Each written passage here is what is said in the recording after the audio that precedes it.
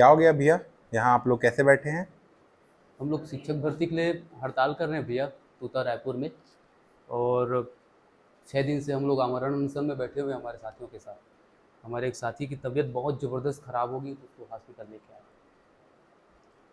बहुत हालत नाजुक हो चुकी है इसकी। क्या नाम है? अच्छा, इनका नाम तो वही है हमारे टोपी भैया, सुप्रसिद्ध छत्तीसगढ़ में। हम्म। अच्छा, 6 दिन से ये आमरण अनशन पर थे, आज इनका ये हालत हो गया। ये अभनपुर के जिला अस्पताल में भर्ती हैं। और क्या सरकार आपकी मांगों को सुन रही है? अभी तक तो नहीं पता भैया। आश्वासन मिला था कि मुख्यमंत्री से मुलाकात करवाएंगे, लेकिन ऐसा कुछ हुआ नहीं। अच्छा, तो इनकी हालत कैसी है अभी?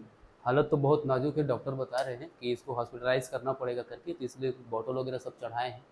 स्थिति और इतनी खतरनाक है कि जिनको अब स्कूल में पढ़ाने जाना चाहिए था वो हॉस्पिटलाइज हो रहे हैं। सरकार को बहुत सोचना तो चाहिए। ये है सरकार का चेहरा।